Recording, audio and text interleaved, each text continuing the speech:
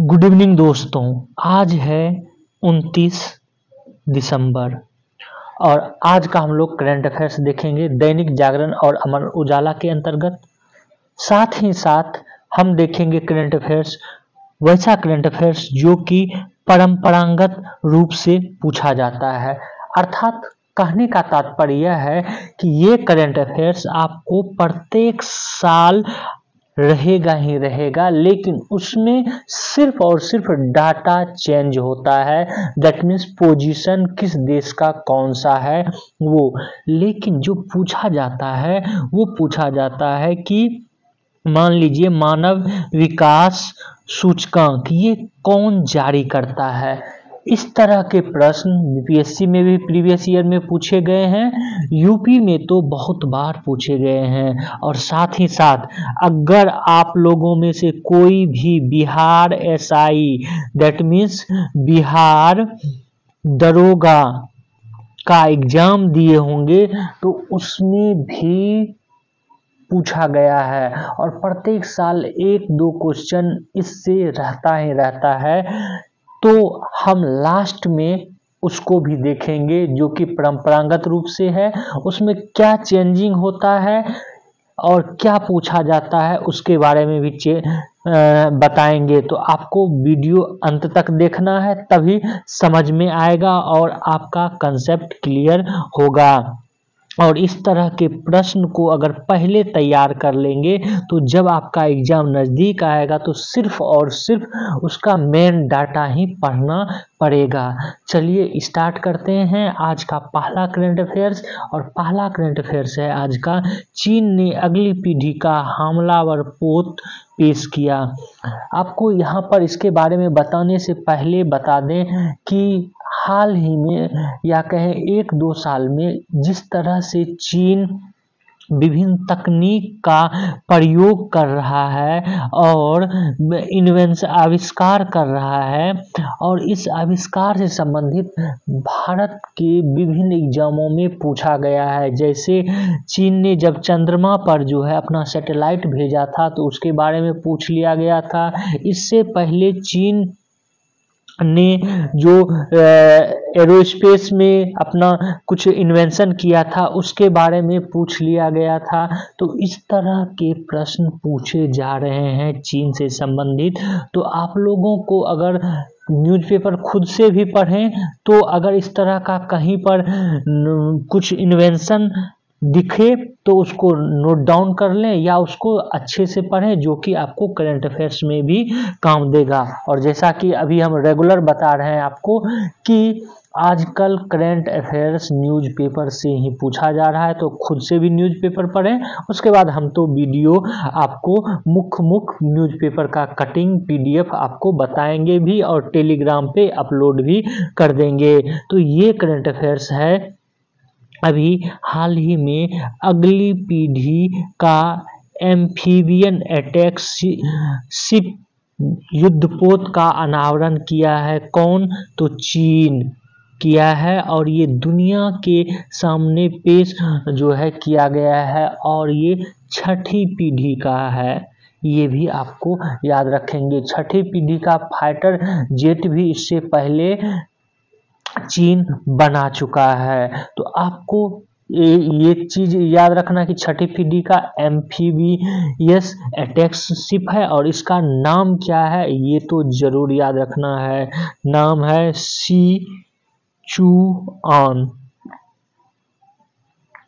Sichuan इसका नाम है, ये जरूर पूछा जा सकता है। यह चीन के नौसैनिक बेड़े में एक महत्वपूर्ण अपग्रेड माना जा रहा है। सिचुआन की सबसे बड़ी खासियत विशेषताओं में से एक है इसका इलेक्ट्रोमैग्नेटिक कैटापुल्ट सिस्टम।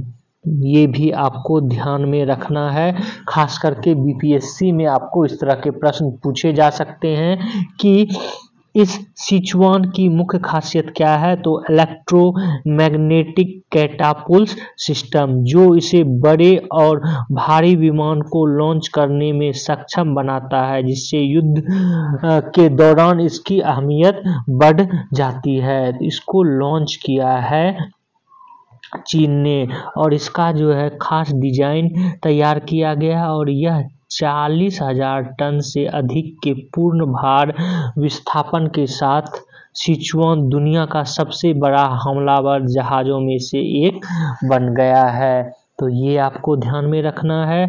आगे चलते हैं, देखते हैं अगला करंट अफेयर्स। आज का अगला करंट अफेयर्स है, ये है अंतर्राष्ट्रीय सूरज कुंड मेला, जो कि प्रत्येक वर्ष हरियाणा में आयोजित होता है और इस मेले की इस बार के थीम स्टेट है ओडिशा। ये आपको महत्वपूर्ण करंट अफेयर्स याद रखना है।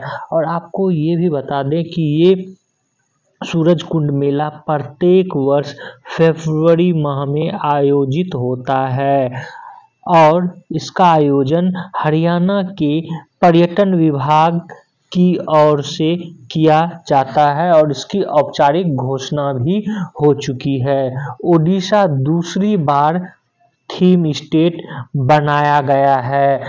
अब ये भी जान लें कि अगर किसी को थीम स्टेट बनाया जाता है तो इसका अर्थ ये है कि उस स्टेट को, जिस स्टेट को थीम स्टेट बनाया गया है, उसका नृत्य, सांस्कृतिक जितने भी कल्चरल फंक्शन है वो ज़्यादा होता है, उसका आयोजन ज़्यादा होता है। उसके बाद उस स्टेट का स्टॉल, दैट मीन्स एक तरह से कहिए दुकान, अन्य स्टेट के बनस्पत ज़्यादा लगता है, उसको वृहत जगह दिया जाता है और हर जगह उस स्टेट के बारे में प्रचार किया जाता है। तो याद रखेंगे आप लोग कि किसी को जो थीम स्टेट दिया जाता है तो क्या फ़ायदा होता है।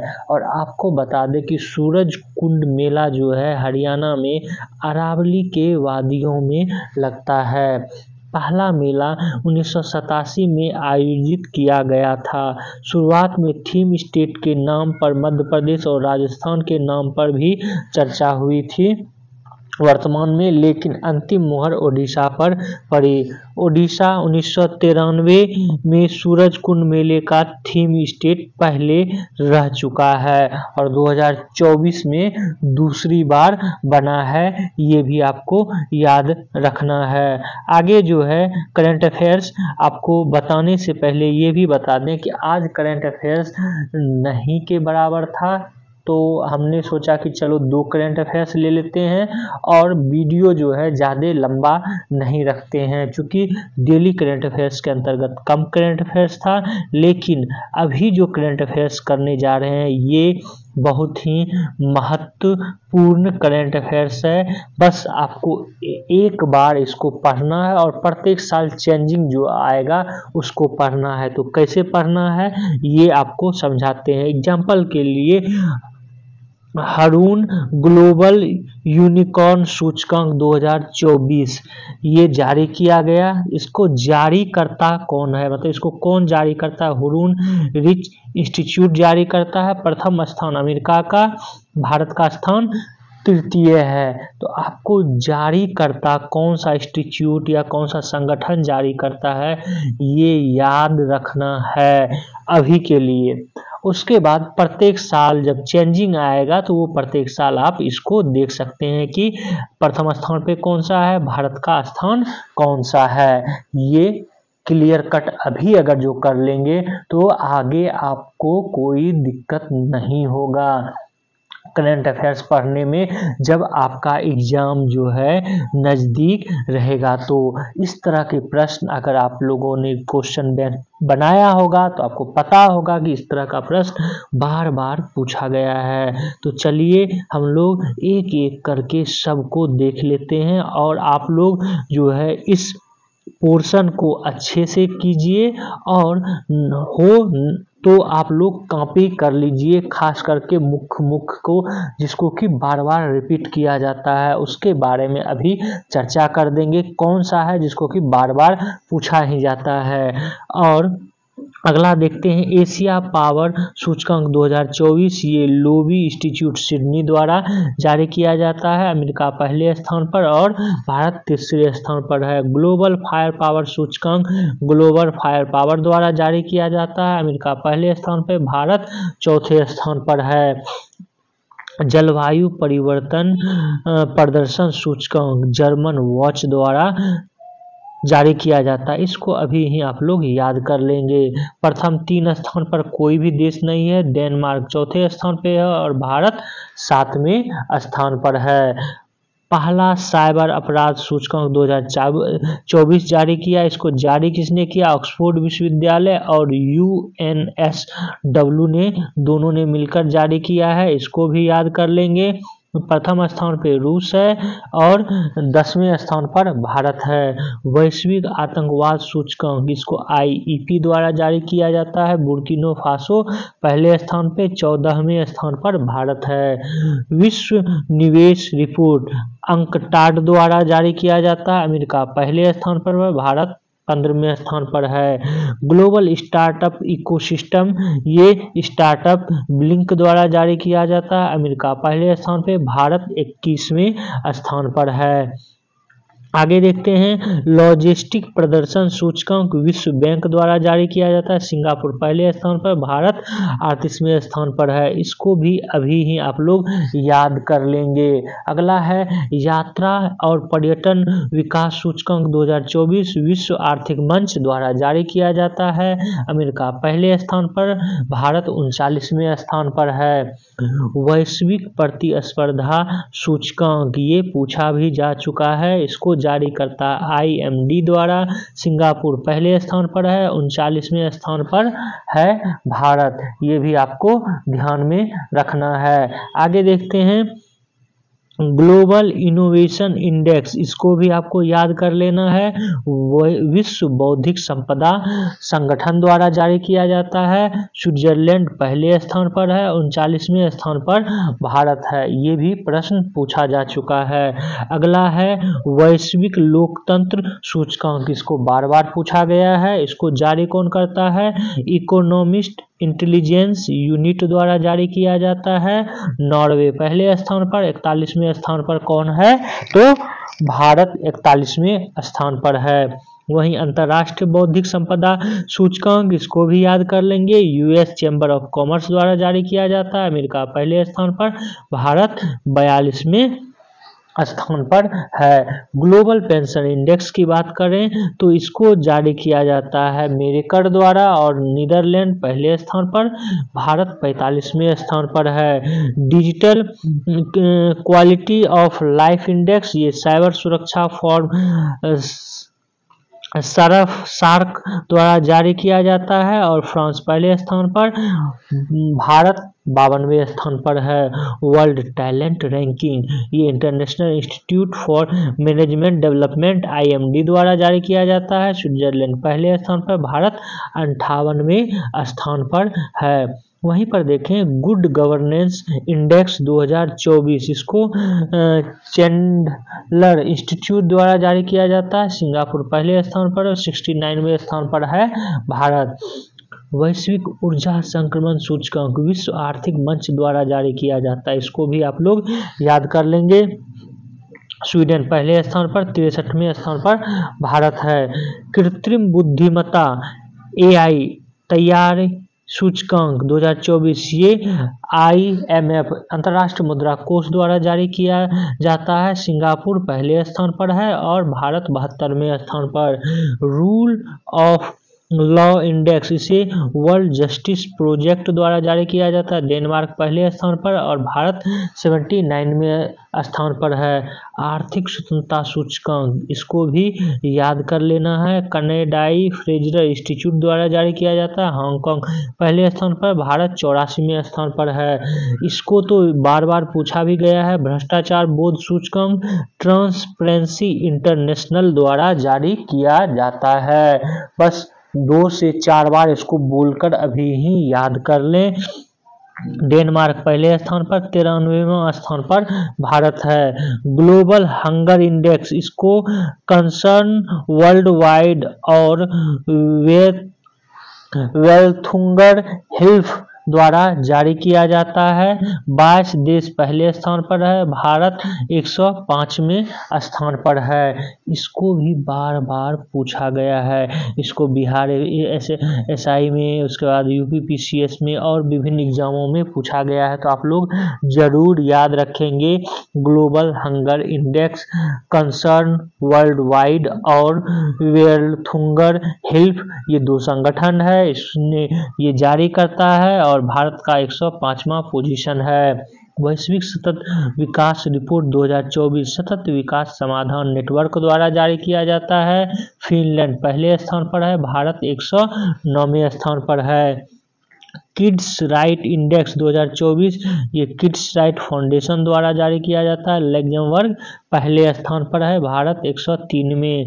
विश्व शांति सूचकांक institute for economics and peace द्वारा जारी किया जाता है। आइसलैंड पहले स्थान पर, भारत 116वें स्थान पर है, इसको भी आपको याद कर लेना है।